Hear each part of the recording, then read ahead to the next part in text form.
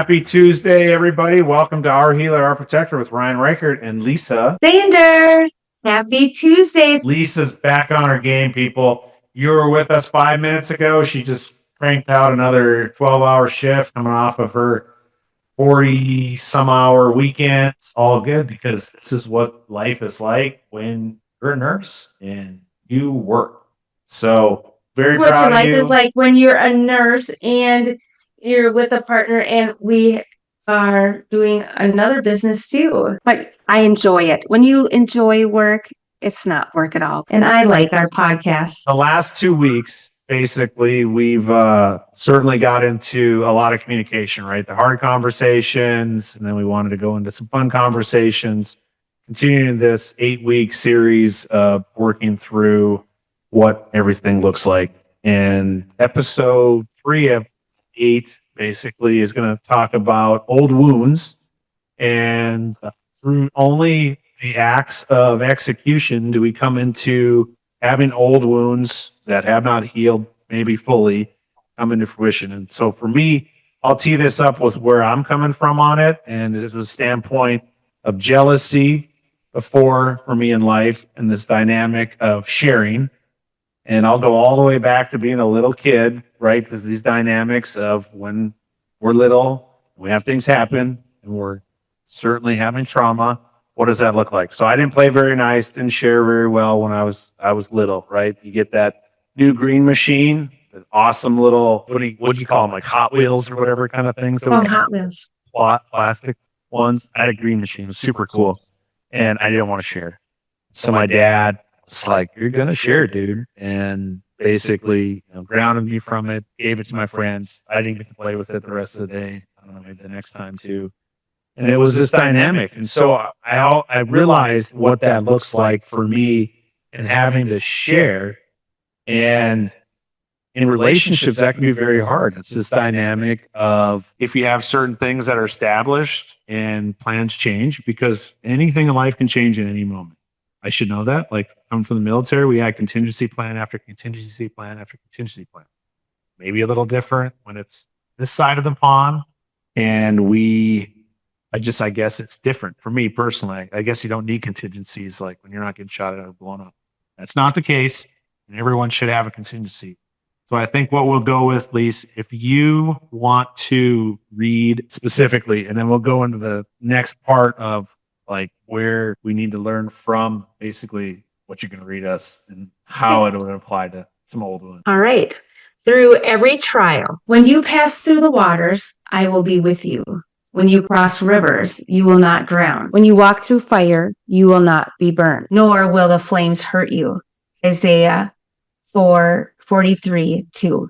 If we could dictate our lives, we'd probably leave out the parts that are uncomfortable or painful.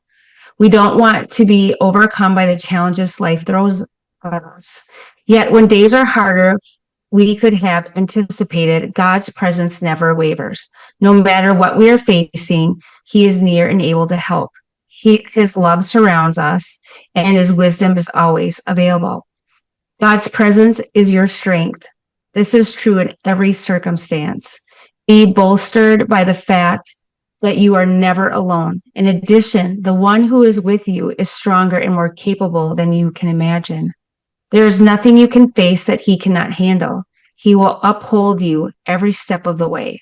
God is with you, and you will not be overcome. Yeah, so I'll keep going in the story of old wounds. This dynamic, I guess, of the old wounds piece and realizing where we have certain things come into play and you have a certain plan and then something changes it. But we all want to have like everything, right? We want to have like full smorgasbord of all the stuff to still fit in and get in. And when you're maybe a linear thought, especially as a man, we certainly think we got a perfect plan laid out in our brain. Life's not that way. So for me, I know today, though, I can still keep moving forward. I'm always going to keep moving forward. I'm not going to allow the change or deviation to get me off track, right? It's this piece of like continue to move forward, not turning around and everything else. Well, what that looks like is there's hurt. Like know, like I for the situation yesterday that we're talking about, like I was because I didn't get picked first for kickball, right? This dynamic. Mhm. And in the plan it was I was getting picked first. In execution, I didn't get picked first. But it's okay because what I could realize is I could compartmentalize that, not have a reaction in the moment, and then say, I will have a conversation about this though, because of where things were at, and get back to how we talked about in previous episodes with the halt, the hungry, angry, lonely, tired piece, and then the hot side of things where it's, honest, open, and transparent in everything that we do. And I think what you just read, Lisa, is that dynamic is basically where God is the one who bridges us through that. And without him, if it's just you and I, like we're gonna collide because there isn't the barrier of him between, whatever that looks like. And knowing in it, maybe somebody else who's important in our lives, your life, where, they get priority in that moment. And it's all good. It's the dynamic too of kind of having the pause like we talk about, but realizing it's a wound, it's a Ryan problem that Ryan has to work on. Ryan did work on, and Ryan was able to communicate. I don't know how effectively, but able to, discuss where I was coming from in that moment and what I wanted to, keep moving forward towards. Because if we don't, we have failure to launch, right? This dynamic of if we stagnate, we stall, we'll always have that doubt. We'll never continue to push forward towards the finish line. I mean, we're going to say this over and over again. You're going to keep hearing it. It's communication. Communication is so important. And talk about your feelings and hear both each other out. And I think the dynamic is always understanding that no one wants to hurt somebody. So when you're in a position, like we had plans, and then I had a friend that needed me. So I deviated our plan a little bit, that things all can still work out, and know and tell each other, hey, I love you. And I love this person too.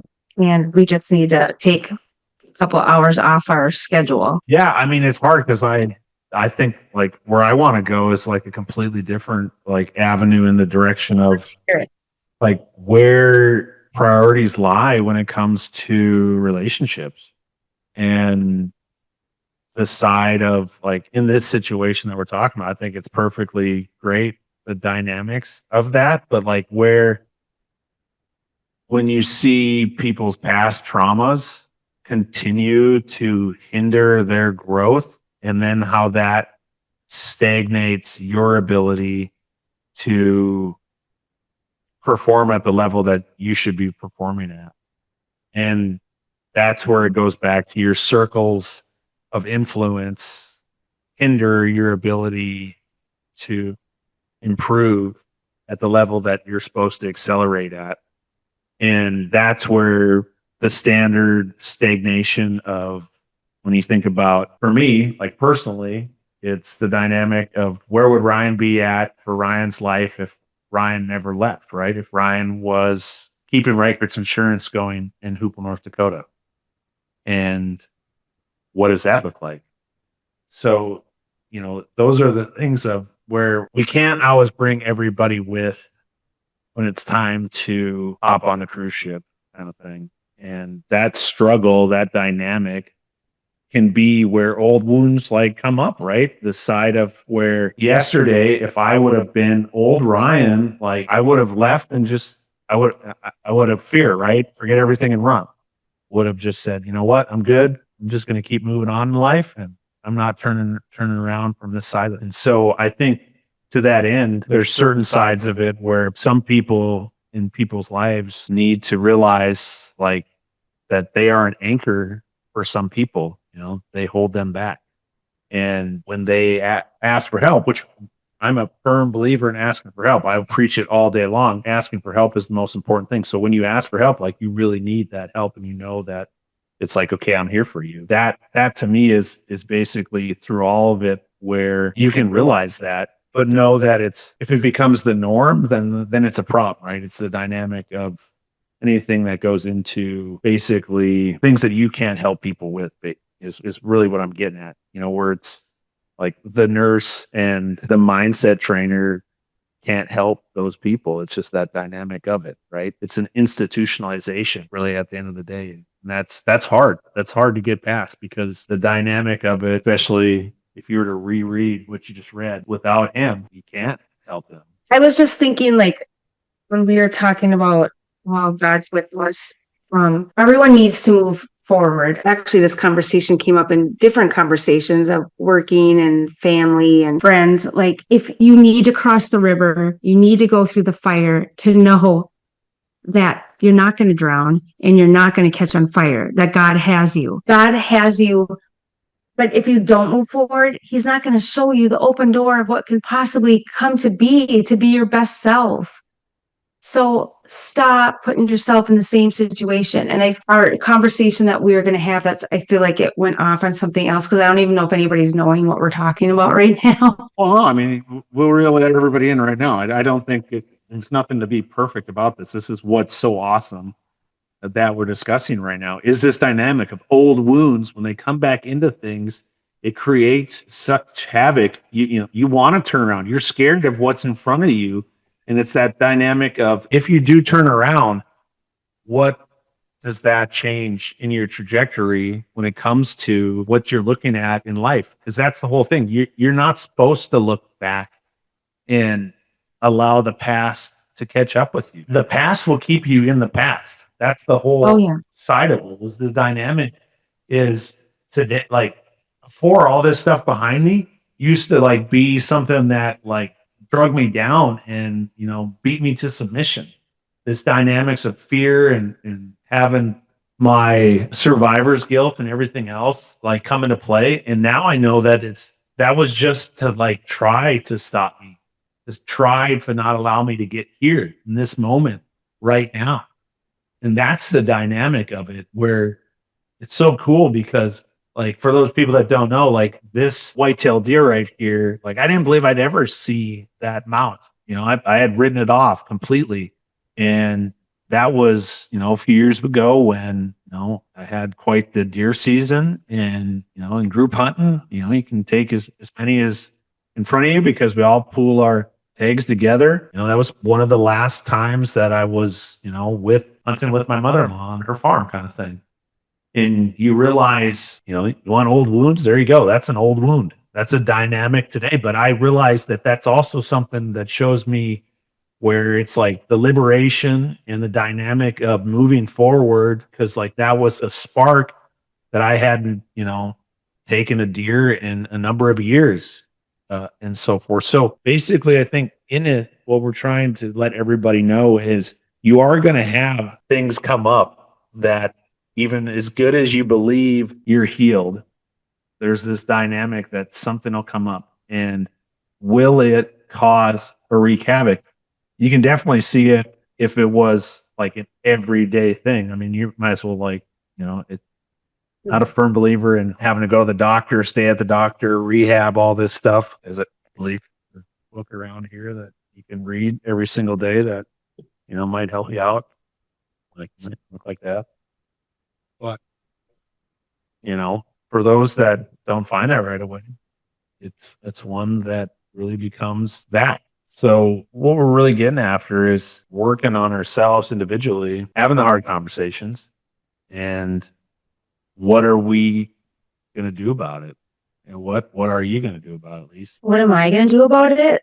I'm just going to keep moving forward. When you start leveling up and you get closer to the Bible and you read the things and you really connect, you look at the world differently and it helps to heal and keep your past behind. It's hard when you have friends and family that bring up the past or it comes forward and you're kind of like done with it. You can still feel it. Like when I've got up and talked in front of people, I get emotional and some of those feelings come back, but yet I'm so much farther removed from it and I'm healing, but I feel like the pain's farther away. Yeah. I mean, I don't feel it the same way anymore. It feels good.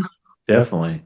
To me, it's having the feeling's fantastic. I think that's the dynamic of it, that there's still going to be some feeling there, right? Like it would be anti-human if you're not going to feel something. Like when we get up and speak in front of people, like you can feel it because it's coming from within your soul when you're talking and something comes over you. Sometimes you're just like, oh gosh, that just came out and that was emotional. I might still get emotional, but I'm humbled by life. I'm humbled of the trials I went through, and I've never burned. I have not drowned. God has always been there, and things turn out the way they're supposed to. And I think it's amazing. I see all the miracles in the past that hurt me, but there's miracles in there. Because if your past kept on haunting you, I wouldn't be the person I am today and what I can do and what I've become. So I'm very proud of that. And I couldn't do it without God. I mean, you'll never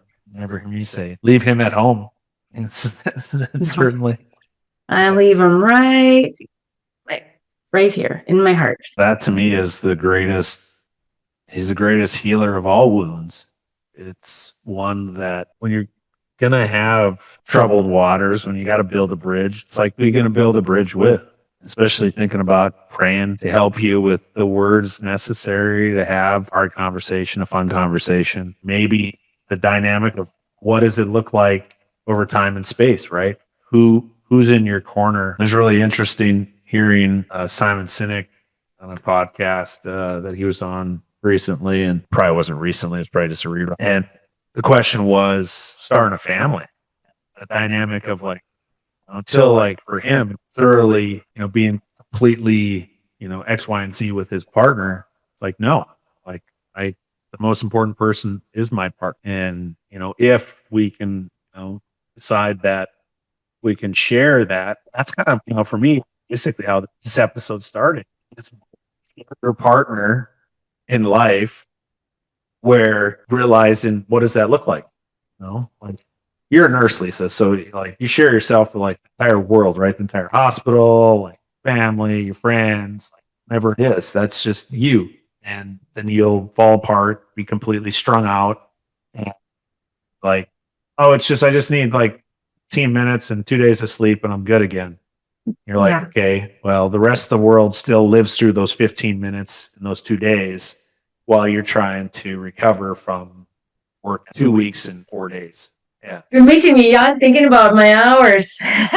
So in that though, that's that dynamic of like really comprehending like our decisions and what that looks like when we are going into big decisions. Like when it comes to just a relationship, like if you're not okay, like with yourself, you sure as heck can't be in a relationship.